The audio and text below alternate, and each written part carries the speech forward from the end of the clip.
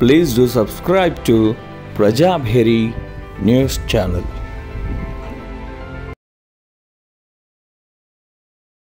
జిల్లా కమిటీ తరఫున విప్లవాభినందనలు అంటే తన సంతాపాన్ని ప్రకటిస్తూ వాళ్ళ కుటుంబ నలుగురు కొడుకులు కానీ కూతురు కానీ అక్కలు వాళ్ళ కుటుంబానికి అందరికి కూడా సంతాపాన్ని తెలియజేస్తున్నాం. కామ్రేడ్ మురళి కార్మికుల కొరకు కార్మికుల జీవనాలు మారాలి అనే దాన్ని ఒక సంఘాన్ని పెట్టుకొని సంఘాన్ని నడిపించేది చేశారు. మురళన్న లాగానే కోట్లాది మంది కార్మిక నాయకులు ఈ భారతదేశంలో మా బతుకులు మారాలి, మా కుటుంబ సభ్యుల బతుకులు మారాలి, మా చుట్టుపక్కల ఉన్న ప్రజల బతుకులు మారాలి అని ఒక దిక్కు పెద్ద ఎత్తున పోరాటాలు చేశారు, వాళ్ళ ప్రాణ త్యాగాలు చేశారు. ఇవాళ నక్సల్బరీ తెలంగాణ పోరాటంలో ఆనాడు నైజాంకు వ్యతిరేకంగా రజాకర్లకు వ్యతిరేకంగా తుపాకులు పట్టుకొని పోరాటం చేయడం జరిగింది. అట్లాగే 69 వచ్చేసరికంటే నక్సలైట్ మూవ్మెంట్ అనే దాన్ని భూముల కొరకు అక్కడ ఉండే భూస్వాములకు వ్యతిరేకంగా తుపాకులు పట్టుకొని ఎందరో మంది ప్రాణాలని బలిదానం చేయడం జరిగింది. ఎందుకు? వాళ్ళు బాగా చదువుకుని ఉన్నా తుపాకి పట్టుకొని అడవులలోకి పోతుండ్రంటే ఎందుకు? ఇక్కడున్న భారతదేశం నిజంగా బలహీనమైన దేశమా, సంపద లేని దేశం అంటే భారతదేశంలో కావాల్సిన నదులు ఉన్నాయి, గనులు ఉన్నాయి, గ్యాస్ ఉంది.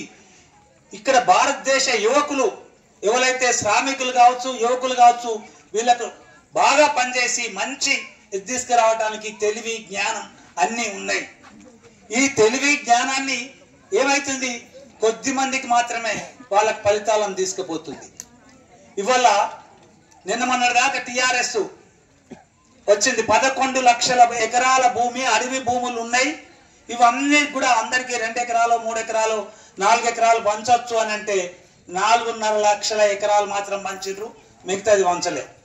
ఇవాళ రైతుల మధ్యన కొట్లాటలు పెడుతుండ్రు. అంటే భూమి అందరికీ ఇవ్వటానికి అవకాశం ఉంది కానీ ఇవ్వరు. కొద్దిమంది ధనవంతుల దగ్గర 1000 ఎకరాలు 2000 ఎకరాలు 4000 ఎకరాలు వాళ్ళ దగ్గర ఉంటుంటాయి. అంటే ఈ భూములు అందరి దగ్గరికి వస్తే అందరికి ఉంటే తన భార్య పిల్లల్ని పోషించుకుంటారు. లేదు భూమి వదిలింది ఫ్యాక్టరీలు. ఇవాళ భారతదేశంలో 6.5 లక్షల ఫ్యాక్టరీలు మూలకు పడ్డాయి. 6.5 లక్షలు. ఒక్కొక్క ఫ్యాక్టరీలో 100 మంది పనిచేసే ఫ్యాక్టరీ ఉంది, 200 మంది పనిచేసే ఫ్యాక్టరీ ఉంది, 500 మంది పనిచేసే ఫ్యాక్టరీ ఉంది, 10 మంది చేసే ఫ్యాక్టరీ ఉంది. మరి 6.5 లక్షల ఫ్యాక్టరీలు మూలకు పడటానికి కార్మికులు అంతా పనిచేయడానికి సిద్ధంగా ఉన్నారు. పాలకులు తీసుకొచ్చే పాలసీలు ఏవైతే ఉన్నాయో ఈ ఫ్యాక్టరీలన్నీ మూలకు పడుతున్నాయి. ఇవాళ జిఎస్టీ వచ్చింది, మనం అంటున్నాం మనం ఏం పన్ను కడుతున్నాం అనేది అంటాం. ఇవన్నీ జిఎస్టీ అని అంటే ఖచ్చితంగా మనందరి మీద భారం పడుతుంది. జిఎస్టీ వల్ల చిన్న చిన్న వ్యాపారస్తులు వీళ్ళందరూ కూడా దివాలా తీసే పరిస్థితి ఉంది. మొన్న మనకేం సంబంధం లేదు కదా, మనం అందరం మనకి ఏ రోగం వచ్చినా ఏమి కాదన్నాం. మొన్న ఏమొచ్చింది, మనకు ఏం రోగం వచ్చింది మొన్న? కరోనా. ఎంతమంది? 12 కోట్ల మంది రాత్రికి రాత్రి పాలకులు బుద్ధి లేకుండా మీరెక్కడ తిరగటానికి వీల్లేదు, మీరెక్కడ వెళ్ళటానికి వీల్లేదు అని చెప్తే 11 కోట్ల మంది కార్మికులు బీహార్లో ఉన్న బీహార్ హోటల్ కానీ ఇంకెక్కడ హోటళ్ళు ఎక్కడికక్కడ నడుచుకుంటూ పోవాల్సిన పరిస్థితి ఏర్పడ్డది. మరి అది నిజంగానే కరోనా అంత ప్రాణం తీస్తుందా? కొద్దిమందిని తీయచ్చు కానీ శ్రామికులు ఎక్కువ మంది చావాలి. ఇందులో ఎవరైనా భయపడ్డారో వాళ్ళు చచ్చిండ్రు, లేదా కొద్దిమంది భయంతోని లేకపోతే కొన్ని మందులు సరిగ్గా లేక చనిపోవడం జరిగింది. కానీ ఎవరైతే రాత్రింబగళ్ళు కష్టం చేసిండ్రో చెమట అడిపిండ్రో వాళ్ళు చావటానికి వీల్లేదు. కానీ వాళ్ళు దేంతో చచ్చిండ్రు? ఆకలితో చచ్చిండ్రు. జోహార్ కామ్రేడ్ మురళన్నకు, అమర్ హై కామ్రేడ్ మురళన్న, అమర్ హై కామ్రేడ్ మురళన్న.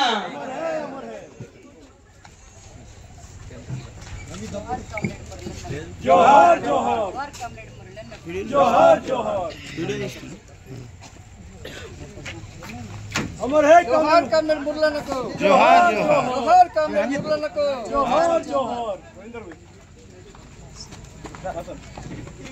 ఆశయాల పల్లకిలో బతికినాడురా ఎర్ర జెండ నెత్తిన మోసినోడురా ఆశయాల పల్లకిలో బతికినాడురా ఎర్ర జెండ నెత్తిన మోసినాడురా ఇట్టు జెండకే ప్రాణమిచ్చినాడురా ఇట్టు జెండకే ప్రాణమిచ్చినాడురా జల్ల మురళి అన్న మనకు అమరుడయ్యరా జల్ల మురళి అన్న మనకు అమరుడయ్యరా अमर है मुरलन्ना अमर है मुरलन्ना अमर है ఆశయాల పల్లకిలో బ్రతికినాడురా ఎర్ర జెండ నెత్తిన మోసినాడురా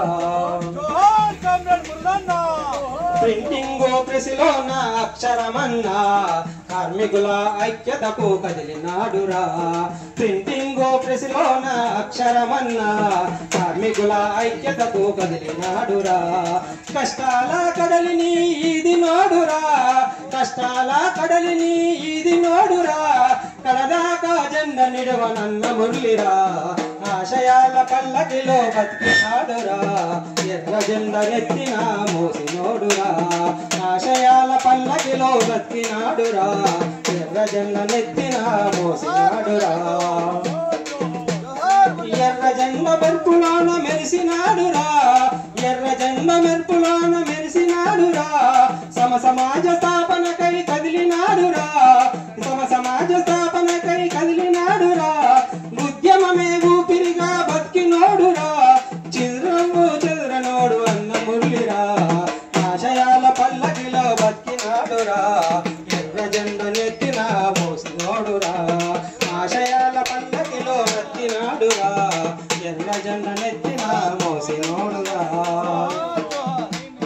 భయమంటే ఎరగనోడు అన్న మురళిరా భయమంటే ఎరగనోడు అన్న మురళిరా చట్టాల లొసుగుల్ని తెలిపే అందరా చట్టాల లొసుగుల్ని తెలిపే అందరా గుడిసె వాసులకు గూడు చూపినోడురా గుడిసె వాసులకు గూడు చూపినోడురా ఎర్ర జెండనే ఆస్తిగా నమ్మినోడురా ఆశయాల పల్లకిలో బ్రతికినోడురా ఎర్ర జెండ నెత్తిన మోసినాడురా ఆశయాల పల్లకిలో బ్రతికినోడురా ఎర్ర జెండ నెత్తిన మోసినాడురా అమర్ హై మురళన్న అమర్ హై కామ్రేడ్ మల్లేష్ తో పాటు ముందుకు వచ్చినటువంటి కామ్రేడ్ ప్రెస్ కార్మికులే కాదు బీడీ వర్కర్స్ యూనియన్ నిజామాబాద్ లో ఒక ప్రధానమైనటువంటి యూనియన్ గా ఉంటే ముద్రాస్ గల్లీలో ఉండేటటువంటి 1521 చీల్ చాప్ అనేటటువంటి బీడీ ఫ్యాక్టరీలో వాళ్ళ అక్క పనిచేసేది వాళ్ళ అక్కతో పాటు పనిచేసే కార్మికులను కూడా కూడగట్టి యూనియన్ దగ్గరికి తీసుకొచ్చి అలా సమస్యల మీద పనిచేసేటట్టు చేయగలిగినటువంటి వాడు కామ్రేడ్ మురళి అంతేకాదు సుమారు 2001 సంవత్సరంలో ఆయన కార్మికుల కోసం పనిచేస్తూనే కార్మికుడిగా పనిచేస్తూనే పేదవాళ్లకు గూడు అవసరం నివాస స్థలాలు అవసరం అని చెప్పి ఉద్యమించి పట్టాలు తీసుకుంటే ఆ పట్టాలను రద్దు చేసి ఇతరులకు ఇచ్చినటువంటి ఘటనకు వ్యతిరేకంగా కామ్రేడ్ మల్లేష్ తో పాటు మురళి కూడా ఆ పోరాటంలో పాల్గొన్నటువంటిది మేము స్వయంగా చూసాం మేము పాల్గొన్నాం అంతేకాదు నిజామాబాద్ వినాయక్ నగర్ వెనకాల 4th టౌన్ వెనకాల ఉన్నటువంటి ఈ బోర్గం నుంచి వచ్చేటటువంటి వాగు పక్కన సుమారు 1500 మందికి పైగా నివాసాల కోసం గుడిసెలు వేసినప్పుడు మెజార్టీ 80% ప్రజలంతా కూడా బీడీ కార్మికులే కనుక వాళ్ళందరినీ కూడగట్టి కలెక్టర్ దగ్గరికి తీసుకెళ్తే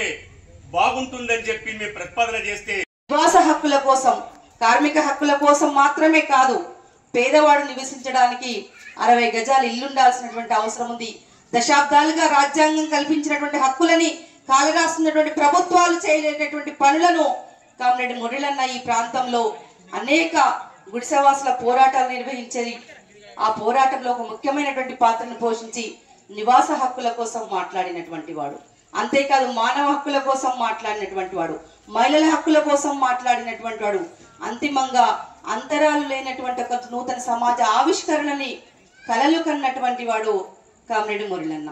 నిజమే, మురళన్న చనిపోవడం భౌతికంగా మనందరికి నష్టమే, కుటుంబానికి నష్టమే. కానీ అంతకంటే ఈరోజు పీడిత ప్రజల ఉద్యమాలకు మరింత నష్టం అనేది నేను భావిస్తా ఉన్నా. ఈరోజు కార్మిక వర్గం పైన కేంద్ర రాష్ట్ర ప్రభుత్వాలు తీసుకొస్తున్నటువంటి అనేక చట్ట వ్యతిరేక విధానాలు, కార్మిక వ్యతిరేక విధానాలు అమల్లోకి వస్తున్నటువంటి సందర్భంలో, కార్మికుల మెడల మీద కత్తెలు వేలాడుతున్నటువంటి సందర్భంలో 44 కార్మిక చట్టాలను తీసుకొచ్చి 140 సంవత్సరాల చరిత్రను వెనుకకెళ్లి ఈరోజు నరేంద్ర మోడీ ప్రభుత్వం కార్మికుడు మళ్ళీ 12 గంటలు పనిచేయాల్సిందని కార్మికులను కట్టు బానిసలుగా చేసి మాట్లాడుతున్నటువంటి అట్లాంటి చట్టాలను తీసుకొచ్చి ప్రజల మీద, కార్మికుల మీద రుద్దుతున్నటువంటి ఒక సందర్భంలో కామ్రేడ్ మురళన్న లేని లోటు తీర్చలేనటువంటిది. అంతేకాదు ఇదే అర్థం చేసుకోవాల్సినటువంటి అవసరం ఉంది. అంతేకాదు 76 సంవత్సరాలు గడిచిన సోకాల్డ్ స్వతంత్ర భారతదేశంలో ఈ రోజుకు రాజ్యాంగం మీద ప్రమాణాలు చేసినటువంటి అన్ని ప్రభుత్వాలు ఈరోజు పేదవాడికి కూడు గుడ్డ మాట్లాడిండు. తన ఒక ప్రెస్ కార్మికుడిగా పనిచేస్తూ ఆ క్రమంలో ప్రెస్ కార్మికులు అనుభవిస్తున్నటువంటి అనేక ఇబ్బందులని, కష్టాలని, నష్టాలని చూసినటువంటి వాడు, స్వయంగా అనుభవించినటువంటి వాడు. అందులో భాగంగా